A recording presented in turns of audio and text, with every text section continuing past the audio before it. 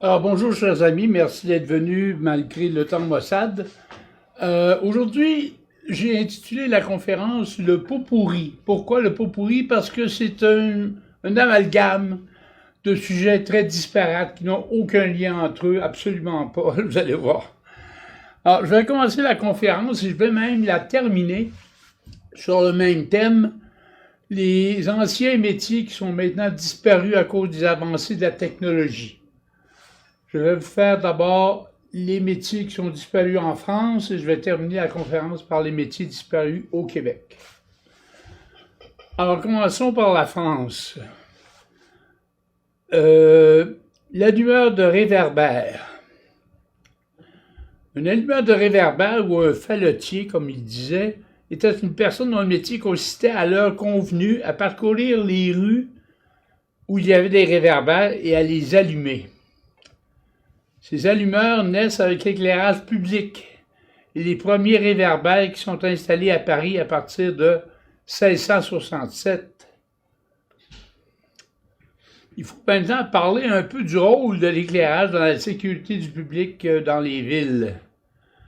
Dans le but de les rendre plus sécuritaires, les rues étaient déjà bien éclairées même avant l'apparition des réverbères et de l'éclairage public. Dès l'Antiquité, les Grecs, les Égyptiens et les Romains avaient déjà installé de grandes lampes à l'huile et des chandelles dans des candélabres à l'extérieur des maisons et des étals commerciaux. Avec le temps, l'illumination des villes se fait de plus en plus rare au Moyen Âge, allant même jusqu'à disparaître. Seules quelques portes et tours étaient éclairées et les gens devaient éclairer leur parcours en circulant avec des torches ou des flambeaux. La sécurité des rues avait forcément baissé dans ces villes presque noires, les gangs de malfaiteurs profitant de l'obscurité pour commettre leurs méfaits. Bonjour. Même les policiers n'osaient pas aller dans les quartiers dangereux et c'est seulement au XVIIe siècle que la situation va s'améliorer avec des lanternes installées dans les rues de Paris et progressivement dans d'autres villes. La réapparition de la lumière dans les rues va provoquer la création de deux nouveaux métiers. Les porte-flambeaux, ces gens portant des flambeaux servaient d'escorte dans les rues et, imaginez, étaient payés au quart d'heure de travail calculé avec un sablier. Il y avait aussi les veilleurs de nuit. Ils aidaient les gens à traverser les quartiers difficiles en les éclairant avec une lanterne qui a été numérotée par la police. La véritable évolution va venir telle que mentionnée en 1667, quand le lieutenant de police de Paris va promulguer la taxe appelée « boue et lanterne », qui était imposée aux propriétaires de résidences pour financer son projet. Le but de cette taxe était de sécuriser et assainir les rues de la ville. Pour ça, il a fait installer dans les rues de Paris 6500 lanternes à chandelle. Il faudra attendre quelques décennies pour voir l'apparition des premiers allumeurs de réverbères. À partir du 18e siècle, les réverbères prennent de la hauteur et des citoyens sont engagés pour allumer ces lanternes publiques à des horaires fixes. En l'an 1766, les réverbères à l'huile de colza remplacent les lanternes aux chandelles. Munis d'un bec à l'huile et d'un jeu de réflecteurs pour amplifier la lumière produite, c'est cette réverbération qui leur donna le nom de réverbère. Quand l'hiver arrive, on ajoute de l'huile de canoline ou du chanvre pour que l'huile de colza résiste au froid et au gel. Au début, les réverbères étaient espacés de 200 pieds les uns des autres. Les salaires des allumeurs étaient très bas et à cause de leur horaire qui les obligeait à être toujours disponibles, les allumeurs n'avaient aucun jour de repos. Un allumeur travaillait seul, équipé d'une longue échelle pour allumer et éteindre les lampes. Les premiers réverbères au gaz vont être installés dans les rues de Paris vers 1830, de sorte qu'au milieu du 19e siècle, il y en avait 23 000. Les allumeurs de réverbères changent alors de nom, on les appelle les allumeurs de gaz. L'exposition universelle de 1878 à Paris va marquer le début de la fin pour ce métier, car les premiers lampadaires électriques vont faire leur apparition, donc il n'y avait plus besoin de personne pour les allumer.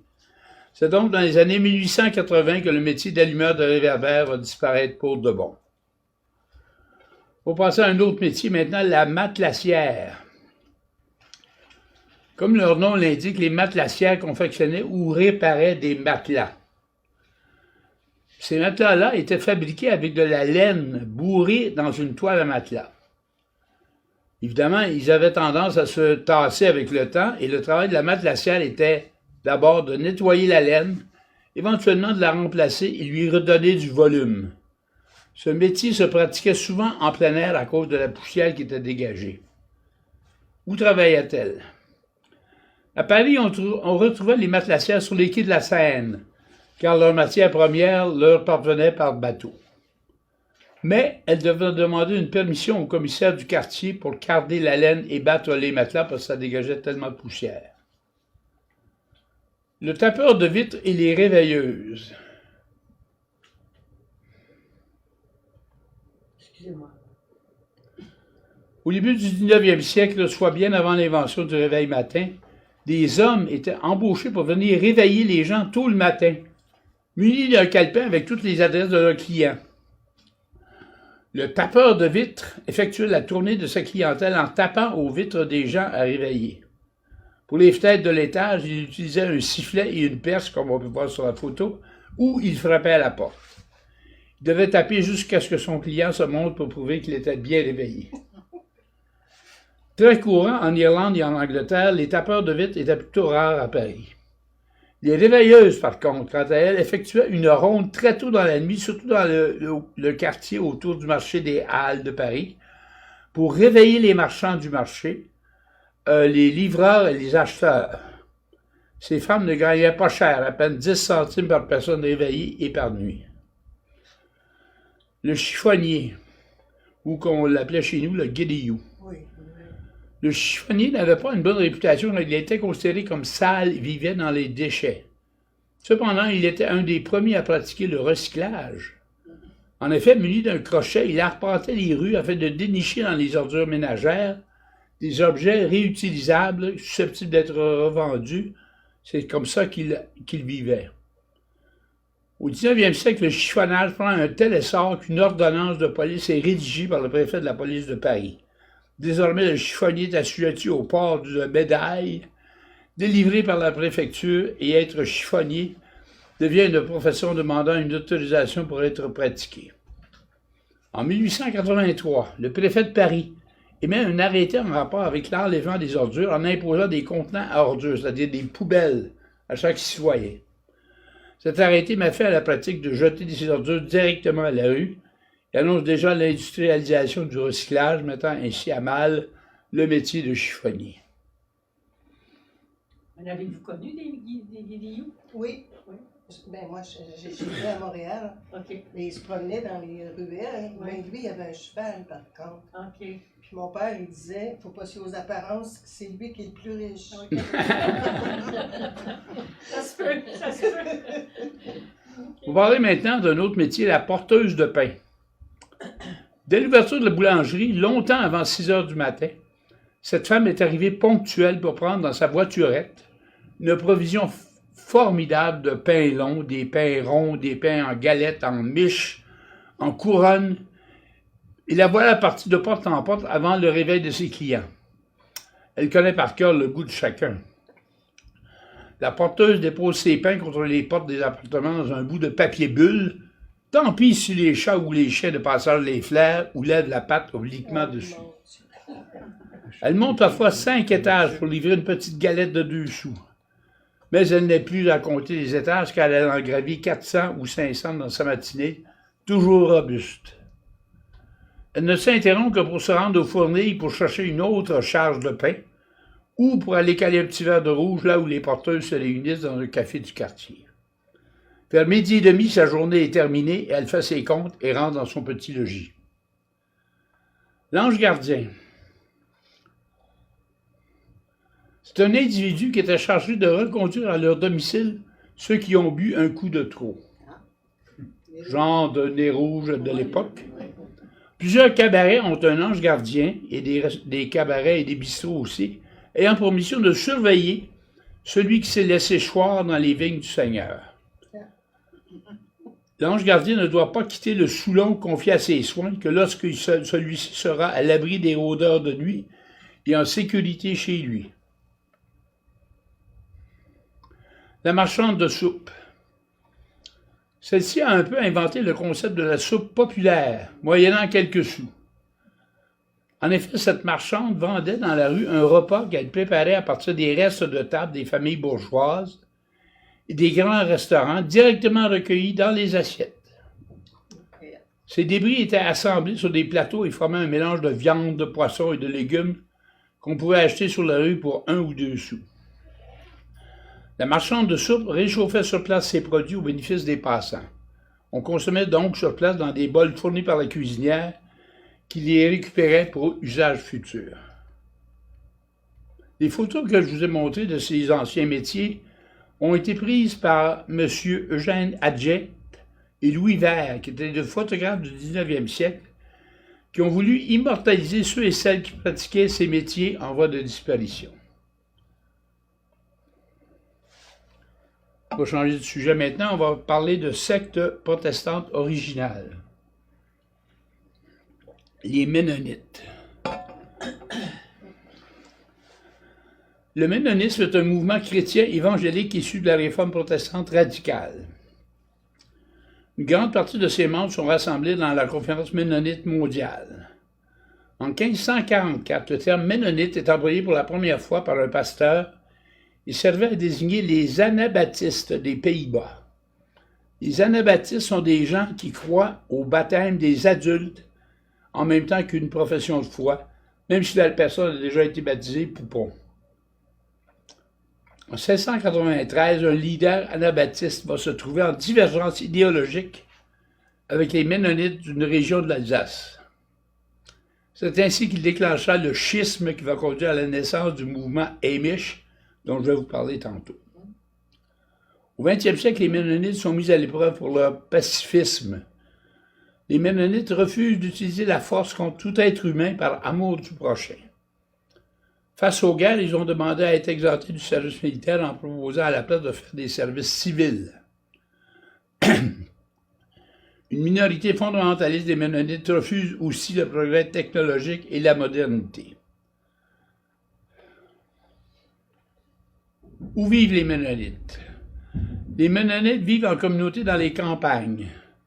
Leur pratique religieuse est basée sur l'enseignement du Nouveau Testament. La Bible est leur seule autorité en matière de doctrine. Ils ne considèrent pas leur pasteur comme un intermédiaire entre eux et Dieu. Ils refusent le baptême des enfants au bénéfice de celui des adultes à partir de 17 ans comme profession de foi. Les Ménonites ont été parmi les premiers à prôner la séparation de l'Église et de l'État. Ils ont aussi condamné l'esclavage et ont toujours respecté les lois civiles.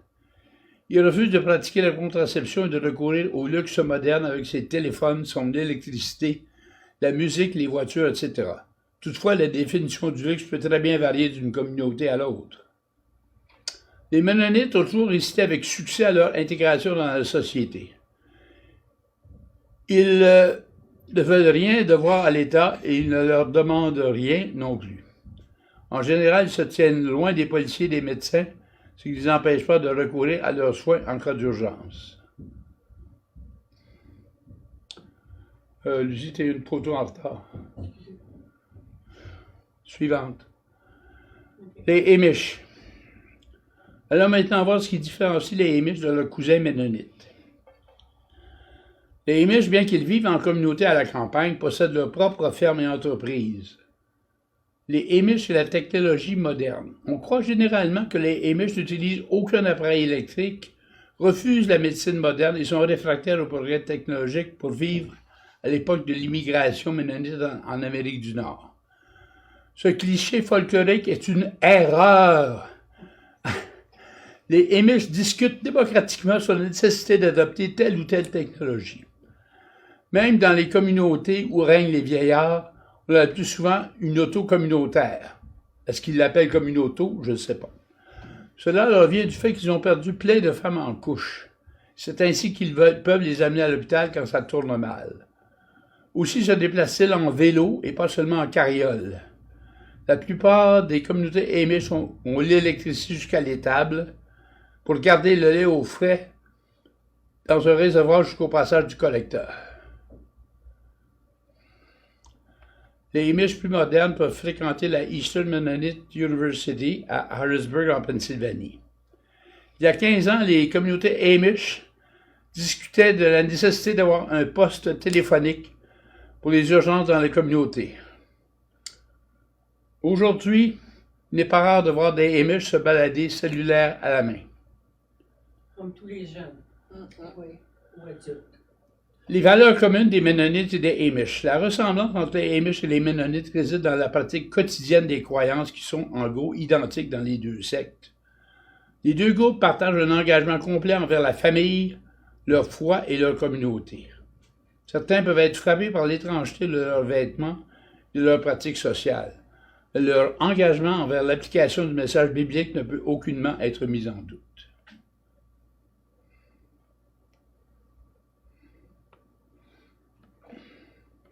Avez-vous des questions? Des commentaires? Mais moi, je suis allée à Philadelphie, Oui. puis il y avait des Amish comme ça. Oui. Puis les femmes n'ont pas le droit d'avoir des boutons parce que c'est du luxe. C'est ça. Il y a OK. beaucoup de choses qui, dans leur mentalité, c'est vrai qu'ils ont des terres agricoles, Oui, oui. ils ont beaucoup d'argent quand même. Puis les jeunes garçons, eux autres sont plus privilégiés que les filles. OK. Ouais, Qu'est-ce que tu dis? On continue, c'est toujours ouais, ça continue. Puis les garçons, je pense que quand ils ont des barbes, c'est parce qu'ils sont mariés, je crois. Hein?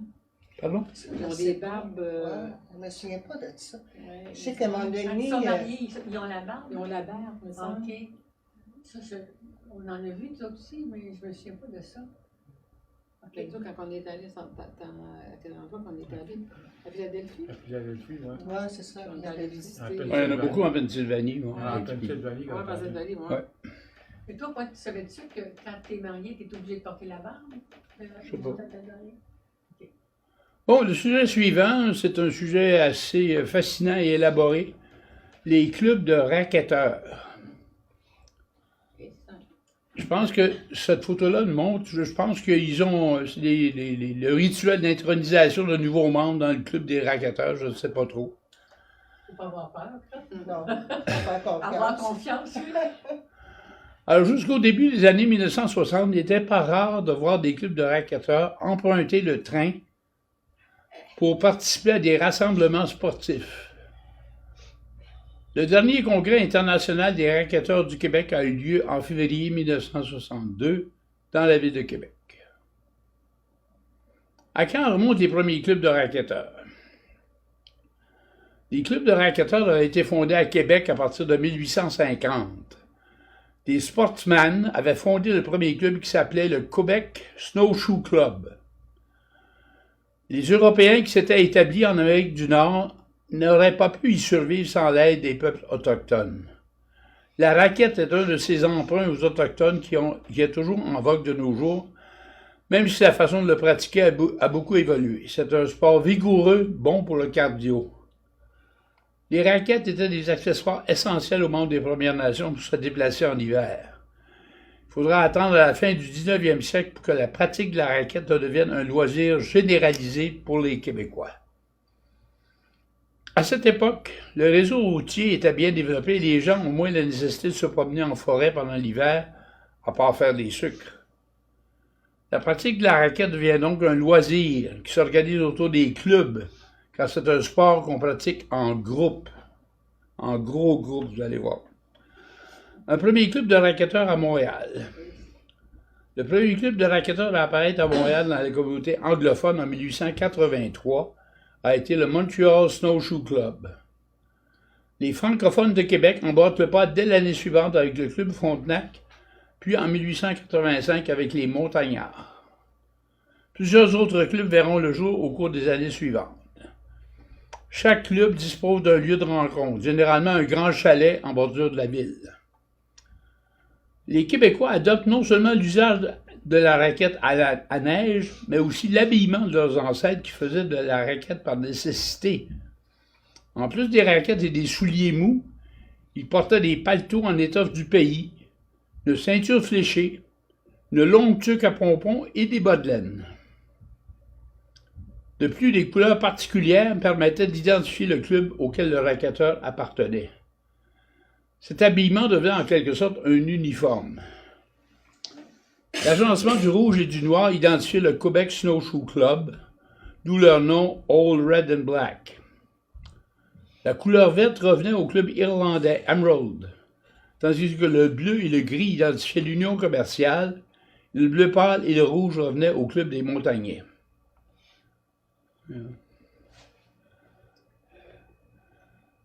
Les racketteurs aussi aimaient faire de la musique. En plus de leur couleur, chaque club des racketteurs possédait un hymne musical qui leur était propre. Celui de l'union commerciale commençait par, je ne sais pas l'air, hein, mais le début des paroles.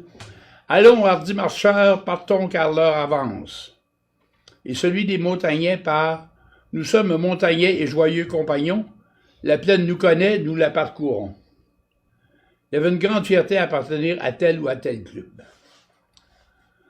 Les diverses activités des racketteurs. En plus de leur promenade, les racketteurs de différents clubs s'affrontaient dans des compétitions d'endurance et de vitesse. Ils participaient aussi, regardez, les sauts en raquette, il faut le faire. Ils participaient aussi à diverses activités sociales et protocolaires. Leur présence donnait de la couleur aux événements. Aussi, les racketteurs prenaient part à des défilés en raquette ou en traîneau, et ils escortaient régulièrement des visiteurs de marque.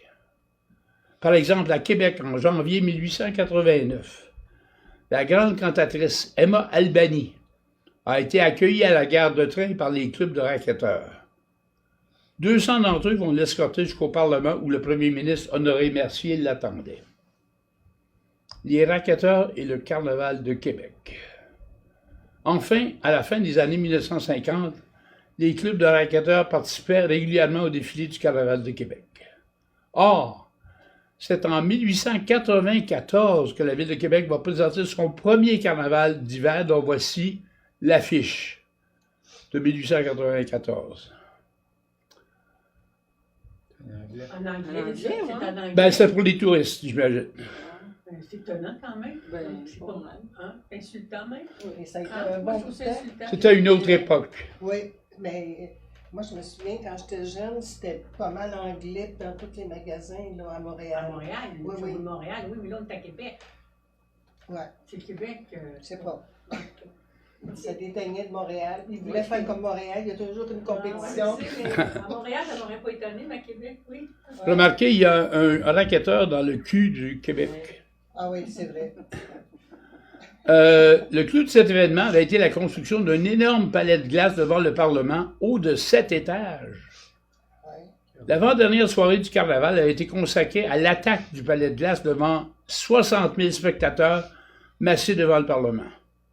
Ils ont vu alors 2000 racketteurs provenant de 11 clubs différents, ainsi que des centaines de soldats de la Royal Canadian Artillery et par des Hurons et des Montagnais qui avaient formé un défilé au flambeau depuis le manège militaire jusqu'au palais de glace. Ensuite, le combat s'est engagé entre les racketteurs qui voulaient prendre le palais d'assaut, tandis que les militaires avaient la tâche de le défendre, tout ça pendant un spectacle de feux d'artifice qui a duré 45 minutes et qui a coûté plusieurs milliers de dollars. Les clubs de racketteurs avaient donné beaucoup de panache à ce spectacle grandiose par leur participation remarquée.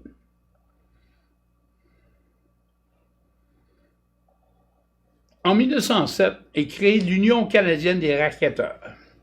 Cette union va donner un nouvel élan à ce sport qui commençait à être fortement menacé de disparaître et qui semblait maintenant devenu désuet. Comme leurs cousins québécois, les Franco-Américains sont devenus des adeptes de la raquette. Leur club participait à plusieurs festivités québécoises et à leur tour, des clubs du Québec se rendent au grand rassemblement de racketteurs à Lewiston dans le Maine, à Lowell au Massachusetts et à Manchester au New Hampshire. Au dernier congrès tenu à Québec en 1962, participaient de vieux clubs de la ville établis au 19e siècle qui, ayant traversé plusieurs tempêtes, ont tenu le coup jusque-là, tel le Club Frontenac et l'Union commerciale. Ce dernier congrès avait la prétention de se dire international car il regroupait les clubs de l'Union canadienne des racketteurs et l'Union américaine des racketteurs. Dans les années 1950, la ville de Lewiston dans le Maine comptait 17 clubs de racketteurs et le premier de ceux-ci, le Montagnard, comptait 1000 membres. C'est beaucoup pour une ville. Il y avait des clubs exclusivement masculins, d'autres exclusivement féminins, et certains clubs mixtes. Voici quelques noms assez colorés de ces clubs franco-américains. Le Cercle canadien, ce sont tous des noms français, je vous le fais remarquer. Le Cercle canadien, les Amis choisis, le Passe-temps, la Gaîté, les Diables rouges, le Jacques Cartier, la Feuille d'érable, les Hiboux blancs, les Hirondelles, etc., etc. Le premier club fondé à Lewiston a été créé en 1924 par Louis-Philippe Gagné, qui était l'éditeur du quotidien francophone de Lewiston, qui s'appelait Le Messager. Et éventuellement, M. Gagné sera élu maire de la ville de Lewiston. Ce club s'appelait le Montagnard, tout comme le club de racketteurs de Montréal, avec un uniforme avec les mêmes couleurs et comme slogan « Toujours joyeux ». J'ignore si, comme moi, ça vous frappe, mais comment un sport comme la raquette, qui, il y a moins de 60 ans, était pratiqué de façon aussi grégaire et massive dans les clubs qui réunissaient jusqu'à 1000 membres, peut-il être devenu un sport qui dorénavant ne se pratique qu'individuellement? Il y a sûrement un fait de société significatif que seul un sociologue pourrait nous expliquer. Ben, je trouve que c'est comme un peu le reflet de l'individualisme qu'on vit. Hein? Oh, Avant, les gens s'entraidaient plus, vivaient plus en communauté. Maintenant, en tout cas, moi, c'est comme ça que je l'explique. Je ne sais pas si... C'est la même chose qu'ils font, ce qu'ils font. Ils font tout seul. Ce qu'ils font aussi, c'est... Ouais. Le patin, c'est la même chose. C'est devenu plus individuel. C'est ça. Puis aujourd'hui, le patin, on ne peut plus en faire parce que ça ne gêne pas. C'est ça. Mais c'est comme le cabot, je pense, que aussi comme pour mission de rassembler les gens, parce qu'ils en ont déjà fait des sorties de raquettes, des sorties de marche et tout ça. À ce moment-là, les gens, c'est pour réunir les gens, c'est pour éviter que les gens soient seuls. Oui, ça éloigne l'isolement. Ça rapproche les gens. Oui. C'est dommage, par exemple, je trouve, parce que c'est une entraide qu'on perd un petit peu. Pour vous donner un supplément d'informations au sujet des racketteurs, à la fin de la conférence, si vous voulez rester pour 15 minutes supplémentaires, je vais vous projeter un film de l'Office national du film qui s'appelle Les racketteurs et qui a été tourné en 1958. D'accord? Parfait. Ouais. Bon, c'est maintenant l'heure de la pause, alors... c'est l'heure des biscuits. Amenez les biscuits et le café. Alors, le prochain sujet, c'est les Mardis Gras en Amérique. Mardi Gras, c'est une fête qui est célébrée à la veille du mercredi des Cendres, qui marque le début du carême dans la religion catholique. Période, évidemment, pendant laquelle les fidèles sont invités à manger maigre, soit faire pénitence et jeûner. Le Mardi Gras est donc le dernier jour gras avant les 47 jours qui le séparent de Pâques. Avant de s'embarquer dans cette période d'austérité, c'est la journée du carnaval qui est une célébration joyeuse et festive, une occasion de défoulement collectif. Bien qu'il soit en lien direct avec les religions, évidemment, le Mardi Gras n'est pas une fête liturgique. Je vais vous expliquer d'abord comment est fêté le Mardi Gras en Acadie. Sous le régime français, dans les villes comme Louisbourg, on organisait des bals costumés. En Acadie comme en France, la tradition veut qu'on mange des crêpes cette journée-là. Dans les campagnes, on se déguisait et on courait le Mardi Gras en allant frapper aux portes pour ramasser du sucre pour se faire de la tire. On organisait aussi des veillées où on servait un repas et où on dansait ou on jouait aux cartes. Ce jour-là, l'école se terminait plus tôt pour permettre aux institutrices d'aller fêter et danser. Il fallait que tout soit terminé sur le coup de minuit, par exemple. En Acadie, les crêpes qu'on faisait étaient aux pommes de terre. Comme la pratique religieuse a beaucoup baissé ces dernières années, la célébration du Mardi Gras a beaucoup perdu son attrait. À l'île du Prince-Édouard, la célébration du Mardi Gras durait à l'époque une semaine complète. On faisait la fête en dansant, en chantant et pour les personnes plus âgées, en jouant aux cartes. Au nord du Nouveau-Brunswick, Les enfants se déguisaient et passaient d'une maison à l'autre pour collecter de la tire ou des bonbons. Une coutume semblable à certaines régions du Québec. Lors du festin du Mardi Gras, on mangeait du pâté à la râpure, des poutines râpées ou des crêpes selon les régions. La chanson « Mardi Gras, va-t'en pas, je ferai des crêpes et tu en auras » accompagne habituellement les plats. Les jeunes, entre autres, s'habillent de costumes qu'ils ont confectionnés, se couvrent le visage d'un masque, s'arment d'un bâton et vont courir la mi-carême. Ils vont ainsi de porte en porte en dansant, en parlant, tout en faisant attention de ne pas se faire reconnaître. Dans certaines localités, c'est une occasion de ramasser de l'argent pour les pauvres, tandis que c'est l'aspect ludique qui prédomine dans les campagnes de la Nouvelle-Écosse. On va voir comment les Louisianais, eux, fêtent le Mardi Gras. En pays acadien, le Mardi Gras signifie des dizaines de célébrations vieilles de plusieurs siècles. Des défilés endiablés et des calettes des rois à volonté. En fait, la Nouvelle-Orléans organise les plus grandes festivités du Mardi Gras aux États-Unis. C'est l'explorateur québécois Pierre Lemoine d'Iberville qui appela son campement le Point du Mardi Gras en 1699. Il tint ensuite de cette journée-là une petite fête dans son campement qui était situé à 97 km de la Nouvelle-Orléans actuelle. C'est en 1837 que se déroule la première parade de rue à la Nouvelle-Orléans pour le Mardi Gras. Après que des actes de violence faillirent mettre un terme aux festivités, certains hommes d'affaires de la ville fondèrent le Mystic Crew, une sorte de société qui organiserait les défilés à thème avec des chars allégoriques sophistiqués et des artistes, le tout suivi d'un gala fastueux, car depuis ce temps-là, après le défilé dans les rues du Vieux-Carré, tous les restaurants, bars et discothèques organisent une fête, surtout sur Bourbon Street. Mark Twain, l'écrivain américain, a déjà dit « Un voyageur n'a jamais vu les États-Unis tant qu'il n'a pas assisté au Mardi Gras à la Nouvelle-Orléans. » Alors là, il y a des défilés spectaculaires, des costumes incroyables, de la musique, de la danse, de la nourriture et de la boisson. Berceau de la musique zydeco, de la gastronomie fantastique et des soirées dansantes, les habitants de Lafayette, Houma et New Iberia prennent ce temps de s'amuser très au sérieux. En saison du carnaval, cette région du sud de l'État est surtout connue pour son courir le Mardi Gras. Chaque communauté donne sa propre touche à cette course, mais ici, une horde de participants vêtus de costumes spéciaux qu'ils ont fabriqués, et courant à pied, à cheval ou en camionnette, allant de maison en maison, et mendiant des ingrédients pour faire un gumbo communautaire. Si le gâteau des rois est votre plat préféré de la saison, vous le trouverez avec des options délicieuses à Houma. Chaque gâteau contient un petit bébé en plastique à l'intérieur. Celui qui le trouve dans son assiette doit immédiatement se charger d'en acheter un autre. Je soupçonne une arnaque des pâtissiers. Ici aussi, je pense qu'on fêtait les Mardi Gras dans certaines campagnes, non?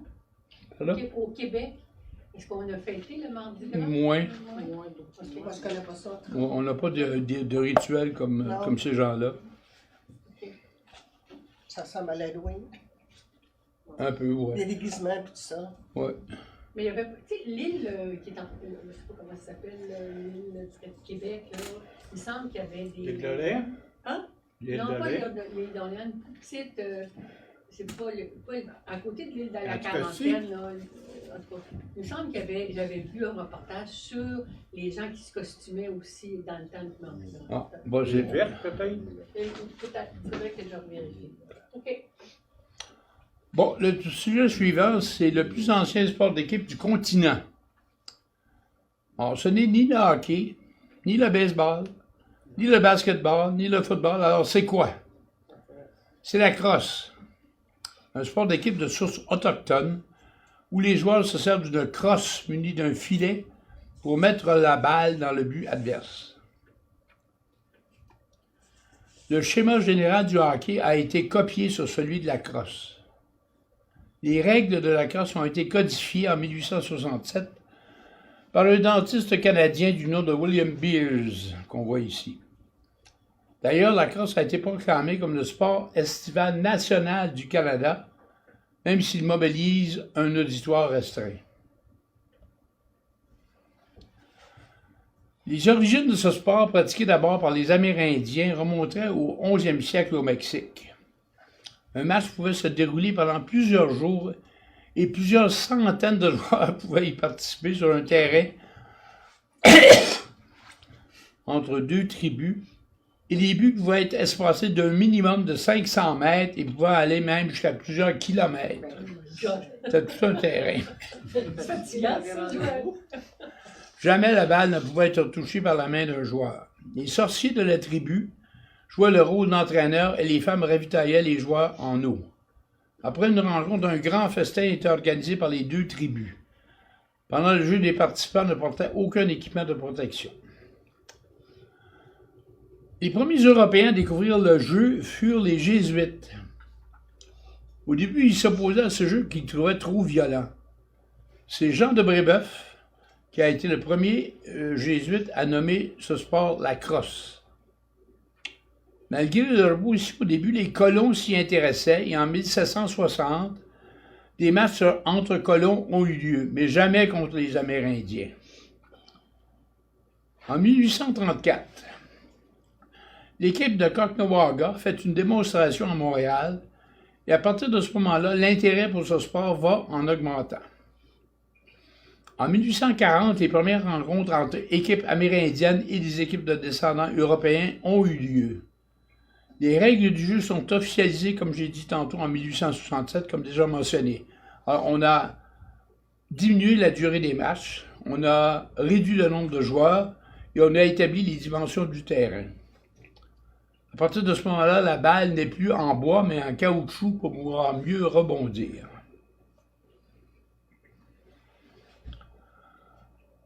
Au cours du 20e siècle, la crosse a été mise au programme de nombreux collèges, notamment au Collège Sainte-Marie, mon alma mater. On voit ici en 1940 des élèves qui se pratiquent à la crosse, et également au Collège Jean de Brébeuf, autre collège des Jésuites, où la crosse est toujours très populaire actuellement.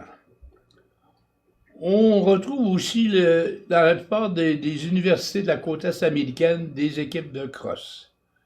Il y a même des équipes de filles qui pratiquent aussi ce sport. Durant les années 1930, le sport est désormais pratiqué dans les arénas durant l'été sur du gazon synthétique. Je voudrais vous faire connaître un Québécois qui s'est illustré à la crosse pendant ces années-là. Je parle de Bernard Blanchard, affectueusement surnommé Coco. Il était natif de Saint-Rémy-de-Napierville et il avait étudié au collège de Brébeuf, où il avait appris les rudiments de la crosse. Au lendemain de la Grande Dépression des années 30, la crosse, imaginez, rivalisait en popularité avec les équipes de hockey professionnelles. Et Coco Blanchard permettait au Québec de militer une large part de victoire sur les puissances canadiennes de ce sport. En 1936, un journaliste sportif du Montreal Star, M. Baz O'Meara, le décrivait ainsi. « Je crois qu'il est le meilleur joueur de crosse que j'ai eu l'occasion de voir. De temps en temps, le sport nous présente une grande étoile et Blanchard en est une. » Un de ses anciens coéquipiers, Paul-Marcel Raymond, qui est devenu éventuellement directeur des sports à Radio-Canada, disait de lui « On peut dire sans exagération qu'il a été un des meilleurs joueurs de crosse au Canada. » La revue américaine Sports Illustrated disait que Blanchard avait été à la crosse des années 20 et 30, ce que Maurice Richard a été au hockey des années 40 et 50. En 1963, alors à la retraite, M. Blanchard a fondé la Ligue senior de crosse du Québec et il devient le coach de l'équipe de Montréal pour laquelle jouaient 4 de ses fils, dont Michel, qu'on voit ici, et Gilles, qui tous les deux, éventuellement, sont devenus journalistes sportifs à la presse. Et le légendaire gardien de but Jacques Plante. Mon frère Jean, qui a aussi joué dans cette équipe, m'a raconté que Plante, qui l'a qualifié de Chic type. Excusez-moi. Non.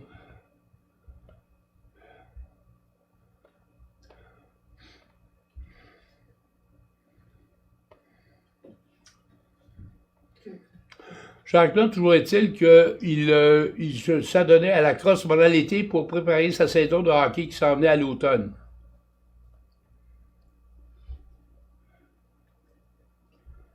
Tout ça qui était un bon verdict. Mais c'est ça. Alors, mon frère disait que de Jacques Plante qu'il était un chic type. Et aussi, il disait que Coco Blanchard, même à un âge avancé, avait déjà à l'époque une méchante garnotte, comme il disait. Dans cette ligue fondée par M. Blanchard, il y avait des équipes outre à Montréal. Il y en avait à Drummondville, à Caughnawaga, à Valleyfield et à Sorel. Je me souviens d'avoir assisté à des matchs impliquant les Mohawks chaudement disputés et marqués par de nombreuses batailles, pas seulement sur le jeu, mais aussi dans les estrades. T'as pas changé? Non, on a entendu parler dernièrement. Bernard Coco Blanchard est maintenant intronisé au temple de la renommée de la crosse canadienne.